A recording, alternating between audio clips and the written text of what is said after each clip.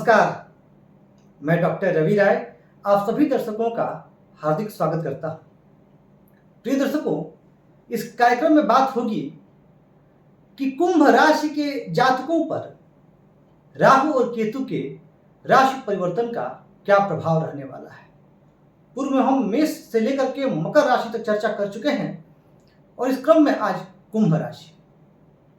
कार्यक्रम को शुरू करूं उससे पूर्व कुछ महत्वपूर्ण बातें जो आपको इस राशि परिवर्तन से संबंधित जाननी चाहिए कि हम इसका विचार कैसे कर रहे हैं। तो देखिए, इसका जो हम विचार कर रहे हैं वह चंद्र राशि से कर रहे हैं।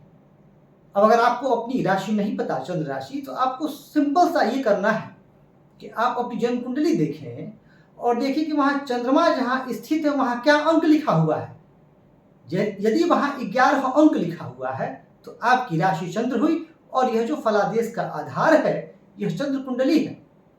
जैसे मैंने यहाँ पे जो लग्न माना है, यहाँ 11 अंक लिखा हुआ है, जहाँ चंद्रमा स्थित है, यह कुंभ लग्न की पत्रिका बनी चंद्र लग्न से। अब ये कोई जरूरी नहीं है कि आपके चंद्रमा यही स्थित हो सकता है जहाँ राहु को मैंने 12 अंक दिया वहां आपका 11वां अंक आए और वहां चंद्रमा स्थित हो तो भी आपकी राशि कुंभ होगी। हो सकता है कि जहाँ 5 अंक लिखा हो वहां आपका जो है 11वां अंक लिखा हुआ हो और वहां चंद्रमा लिखे हो तो भी आपकी राशि कुंभ ही होगी। और इसका विचार हम चंद्र लग्न से कर रहे हैं, न कि लग्न से। लग्न का भी कुछ प्रभाव होता है पर चंद्र का प्रभाव हम गोचर से ज्यादा करते हैं। तो ये बात आपने समझ ली। अच्छा, एक चीज और बताऊंगा कि कुंभ राशि के जातकों की अभी 7.5 भी चल रही है, परंतु 7.5 के दौरान भी कुछ अच्छी चीजें आपके साथ होने वाली है। और यह जो राहु केतु का राशि परिवर्तन का जो प्रभाव है, मैं आपको कुछ उपाय भी बताऊंगा कि आप किन उपायों को करके इस राशि परिवर्तन का बेहतर लाभ ले सकते हैं।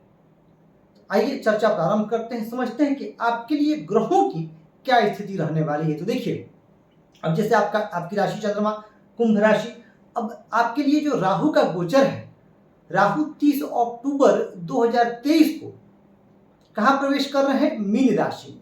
और केतु कहां प्रवेश कर रहे हैं? कन्या राशि में। अभी वर्तमान में राहु का संचरण कहां है? मेष राशि पर।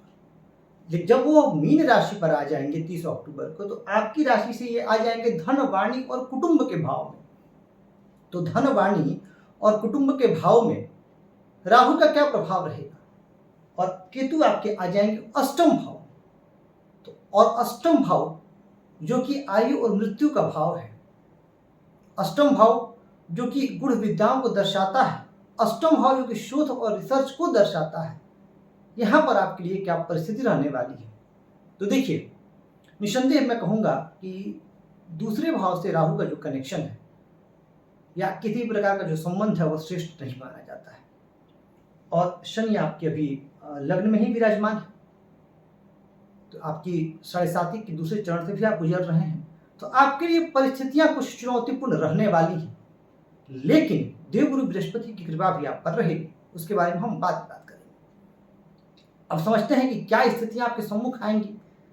तो आपकी वाणी अनियंत्रित हो सकती है, वाणी कठोर हो सकती है, आपके स्वभाव में थोड़ा चिड़चिड़ापन, गुस्सा परिलक्षित हो सकता है। धन का व्यय आपको चिंतित कर देगा। आर्थिक मामलों के लेन देन में आपको विशेष तौर पर सजग रहना है। तो वहीं कौटुंबिक माहौल यानी परिवार में जो स्थिति रहेगी, परिवारजनों का जो बर्ताव है वह कई बार आपको असहनीय लगेगा, यानी आप बहुत व्यथित हो उठेंगे, बहुत परेशान हो उठेंगे। आपकी मानसिक पीड़ा बढ़ सकती है इस कालावधि में, जो 18 महीने की अवधि है जिसमें राहु और केतु का गोचर है, इसमें आपकी मानसिक परेशानी बढ़ सकती है। और यदि आप कहीं निवेश करने का सोच रहे हैं तब आपको बहुत सोच समझ करके निवेश करना चाहिए, क्योंकि आर्थिक मामलों के लिए समय अनुकूल नहीं है। यदि आप किसी को कर्ज देना चाहते हैं तो भी बहुत सोच समझ करके आपको किसी को कर्ज देना होगा। ये परिस्थितियां निर्मित यहां पर हो रही हैं।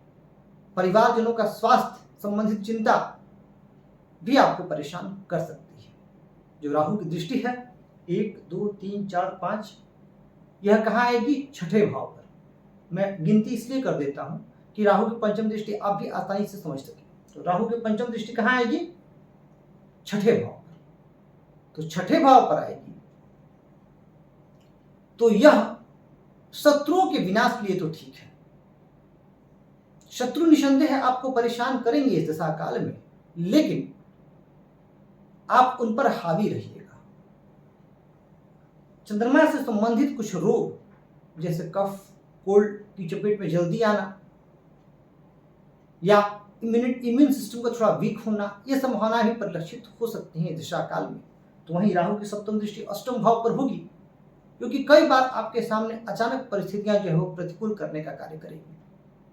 तो वहीं राहु की जो दशम दृष्टि है, नवम दृष्टि है, वो दशम भाव पर जाएगी। तो राहु की जो नवम दृष्टि दशम भाव पर जाएगी, यह आपके साथ आपके कार्यस्थल पर भी चुनौतियों को लेकर के आएगी।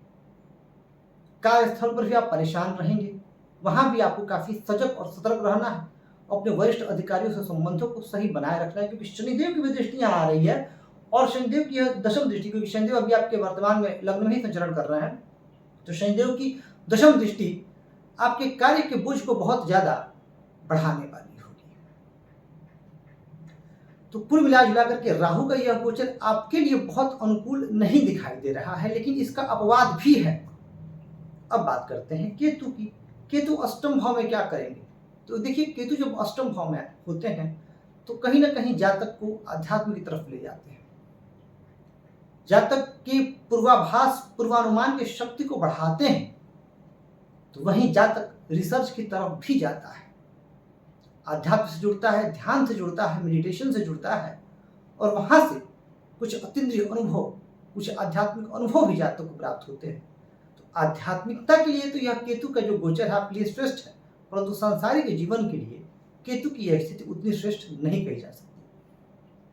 तो वहीं शनिदेव की सप्तम भाव पर दृष्टि, जब शनिदेव क्योंकि कुंभ राशि पर ही है और उनका दाम्पत्य सुख पर जो दृष्टि जा रही है, वह आपके दाम्पत्य जीवन के लिए अनुकूल नहीं है। जीवन साथी का बर्ताव, जीवन साथी का स्वास्थ्य या जीवन साथी से संबंधित कोई चिंता आपके मन में विद्यमान रह सकती है। तो यदि आप पार्टनरशिप में कार्य कर रहे हैं, कोई व्यवसाय बिजनेस कर रहे हैं, तो वहां भी आपको सजग रहना है।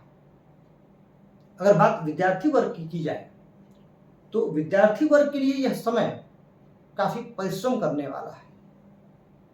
आप अपने लक्ष्य से भटकते हुए दिखाई दे सकते हैं, या कहीं ना कहीं आपके अंदर आलस्य की भावना जागृत हो सकती है और काम टालने की आदत, अच्छा आज नहीं पढ़ते हैं, कल पढ़ लेंगे, अच्छा एग्जाम के एक हफ्ते पहले, 10 दिन पहले पढ़ लेंगे, हो जाएगा। ऐसी गलती मत कीजिएगा, क्योंकि जब 7.5 चलती है तो अमूमन ये सब होता है। मन में निराशा, आलस्य, रिजल्ट को लेकर के चिंता, भविष्य के प्रति चिंता ज्यादा होती है। तो चिंता में समय न बर्बाद करें, चिंतन करें, अध्ययन करें, मनन करें, यह आपके लिए लाभदायक होगा। जो लोग प्रेम संबंधों में हैं उनके लिए समय उतना अनुकूल नहीं है। आपके जो प्रेम जीवन है उसमें थोड़ा सा जो है तनाव, पार्टनर के साथ अनुबंध, यह स्थिति दृष्टिगोचर हो रही है। अमूमन अगर देखा जाए तो कुंभ राशि के जो जातक हैं उनके लिए समय बहुत अनुकूल नहीं कहा जा सकता। लेकिन मैंने क्या कहा कि देवगुरु बृहस्पति आपके लिए मोर्चा संभाले हुए हैं।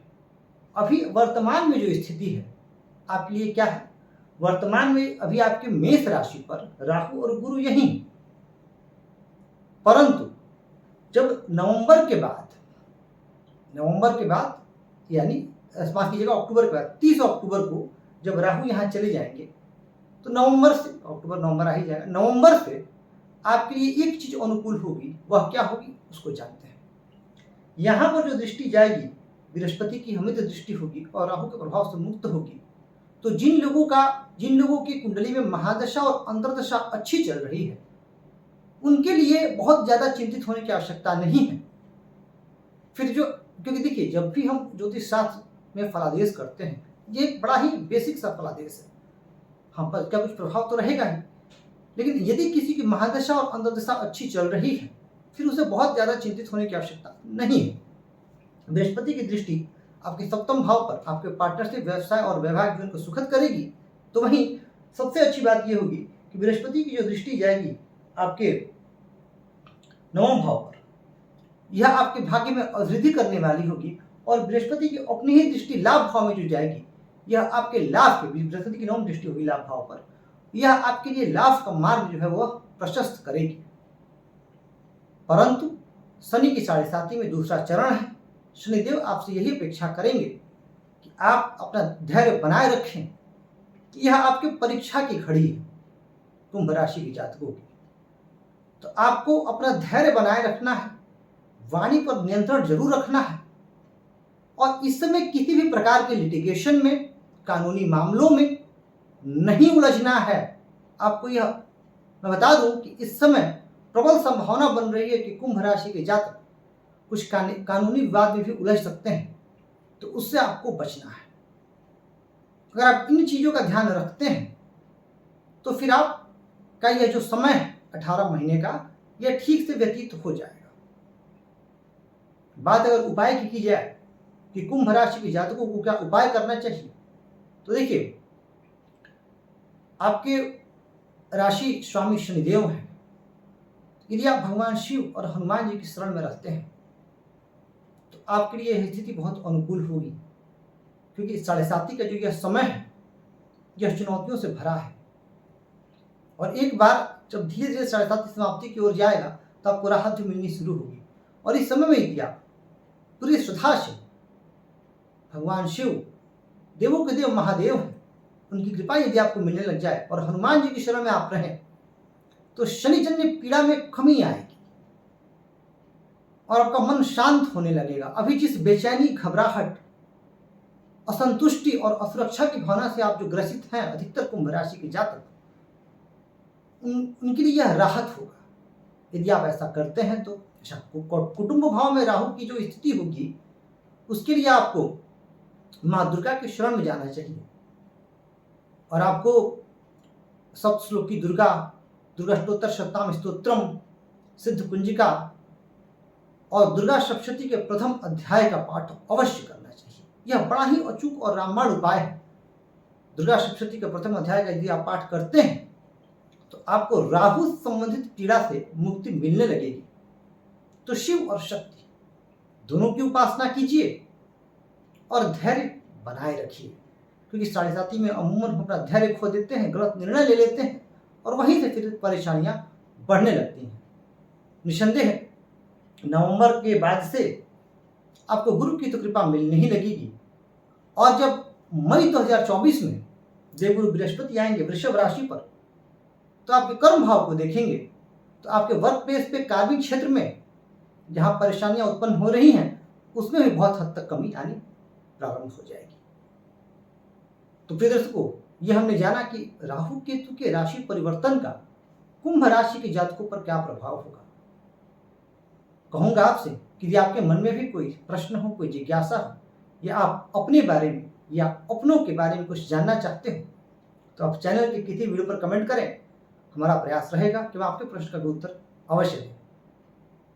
मैं आप सभी के स्वस्थ, सुखी, यशस्वी एवं दीर्घायु जीवन की कामना करता हूं और प्रभु से प्रार्थना करता हूं कि आप सभी खूब स्वस्थ रहें, अपने लक्ष्य की तरफ केंद्रित रहें और खूब तरक्की करें।